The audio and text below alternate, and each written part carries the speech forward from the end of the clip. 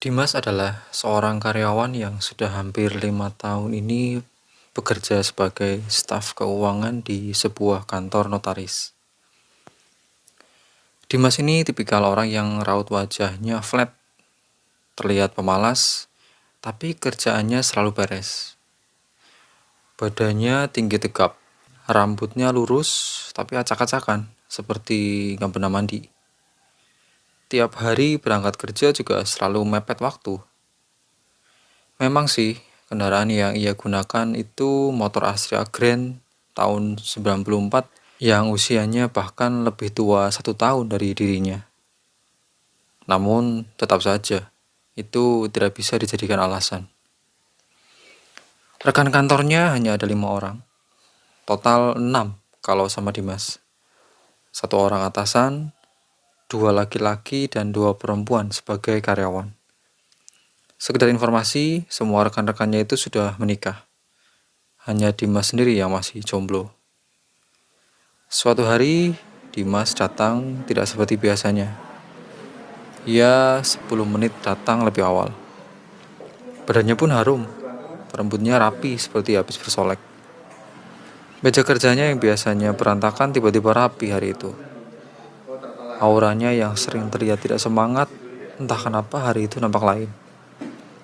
Ia bersemangat sekali menyapa rekan-rekannya, berbincang basa-basi yang sebelumnya tak pernah ia lakukan. Akhirnya, pukul 8.30, penyebab keanehan Dimas itu terjawab. Ada seorang mahasiswi yang izin magang di kantor. Namanya Mala. Mahasiswi ini sudah datang kemarin untuk menyampaikan surat izin magangnya. Kebetulan Dimas yang menemuinya karena atasan sedang keluar kota.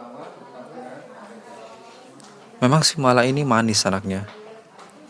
Tubuhnya tinggi untuk ukuran gadis dan berambut panjang terurai. Dimas langsung jatuh cinta pada pandangan pertama saat bertemu hari kemarin. Dari tutur katanya yang halus dan sopan menunjukkan kualitas dari si Mala ini. Seperti sudah digariskan bahwa Dimas akan dekat dengan Mala, karyawan yang diberi instruksi untuk mendampingi Mala adalah Dimas. Kebetulan, yang sebenarnya sudah pasti takdir Tuhan ya. Mala ini mahasiswi jurusan akuntansi, cocok dengan tugas Dimas yang bagian keuangan. Rekan-rekan yang lain juga sangat mendukung bujang lapuk ini segera dapat jodoh. Maklum, usia Dimas hampir menyentuh kepala 3. Hari berganti dengan penuh warna bagi Dimas, karena semesta seperti benar-benar mendukung dirinya dekat dengan Mala. Gadis cantik itu juga sangat welcome dengan kebaikan hati Dimas. Mulai dari membantu Mala membuat laporan untuk tugas kampusnya, sampai menjenguk ibu Mala saat opnam di rumah sakit. Bahkan Mala tidak menolak saat tiap hari Dimas mengajaknya makan siang bareng di warung belakang kantor. Dimas, tolong besok wakili saya presentasi di kampus STIE ya, pinta atasan Dimas saat rapat pagi ini. Oke Pak, tapi kalau boleh ada yang bantu saya buat mengoperasikan laptopnya, jawab Dimas. Keempat rekan Dimas yang lain saling berpandangan. Bahkan atasan Dimas juga melihat opsi karyawan yang mereka miliki. Lah, siapa? Kan kita semua ikut Pak Pram ke Semarang, sahut Rizky. Wah, ya juga ya. Tapi kamu kan gak ikut ke Semarang, Lus, kata Dimas lagi. Ya emang, tapi kan aku jaga kantor. Bener kan Pak? Pak Pram mengangguk. Semua masih diam. Saya saja Pak. Semua menoleh ke sumber suara. Dimas tak percaya bahwa suara itu yang mengusulkan dirinya untuk menemaninya besok. Yap, Mala. Teman-teman Dimas yang lain cekikikan. Bahkan ada yang sampai meledek. Namun Mala tetap stay cool, seolah paham akan ada serangan ledekan jika ia mengusulkan itu. Oke fix, besok Mala bantu Dimas di STIE, kata Pak Pram tegas. Rapat berakhir dengan tatapan mata Dimas yang berbunga-bunga. Malamnya ia tak bisa tidur, membayangkan bahwa esok pagi ia akan pergi berdua dengan Mala. Pujaan hatinya.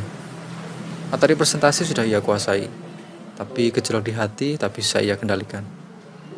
Ia cuma berdoa, semoga besok semua berjalan sesuai harapannya. Siapa tahu besok pagi mendadak ada hal yang membuat dirinya gagal bersama Mala. Misalnya, Pak Pram tiba-tiba berubah pikiran, atau malah sakit, atau apalah. Malam itu Dimas seketika jadi orang yang overthinking. Esok harinya semua benar, berjalan sesuai harapan Dimas. Presentasi lancar, dan Mala menemaninya. Ia berkali-kali mengucap syukur karena semua keinginannya dikabulkan. Dimas dalam hati sudah berencana ingin mengutarakan isi hatinya saat perjalanan pulang. Mereka berangkat ke STIE berboncengan menggunakan motor Astra Grand milik Dimas. Tapi saat akan keluar dari gedung STIE, tiba-tiba hujan turun dengan deras tanpa gejala. Langit yang semula cerah juga entah kenapa seketika gelap gulita. Gimana lah? Kamu mau kita nunggu hujan reda atau tetap pulang pakai mantol? Aku ada mantol 2 kebetulan, tanya Dimas. Mereka berdua berdiri di teras kampus. Air hujan tepat berada di depan mereka.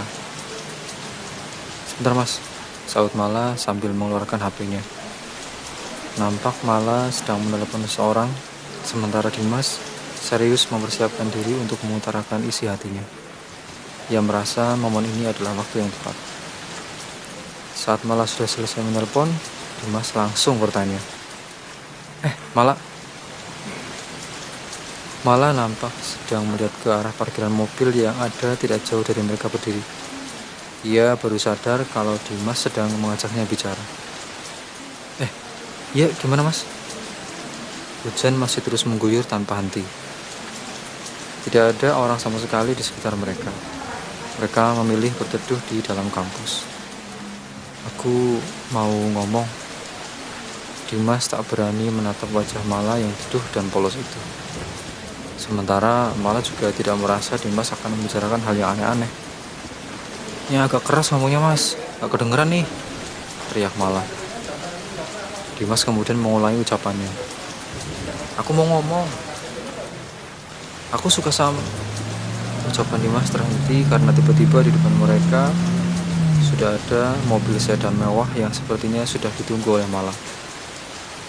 Mas, habis ini udah nggak ada agenda lagi di kantor kan? Tanya Mala. Enggak sih, kenapa? Aku pulangnya sama Teddy aja ya. Dia kebetulan emang kuliah di sini. Teddy siapa? Tanya Dimas penasaran. Itu? Tunjuk Mala ke arah cowok yang sedang duduk di balik kemudi sedan mewah tadi. Dimas masih belum paham siapa si Teddy ini. Iya, Teddy ini siapa? Cowok kamu?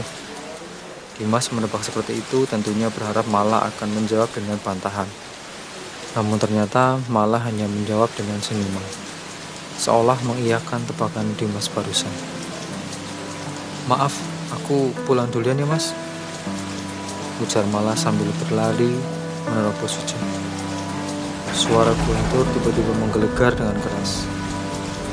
Namun saat semua orang di situ kaget, Dimas sama sekali tak mendengar. Badannya yang perlahan mulai basah karena derasnya air hujan juga tidak ia rasakan. Dia mati rasa seketika. Tatapannya kosong, ia hanya fokus kepada mobil sedan mewah yang baru saja pergi meninggalkannya. Tatapannya tadi seolah sedang melihat harapan yang baru saja pergi darinya, hingga tak nampak lagi.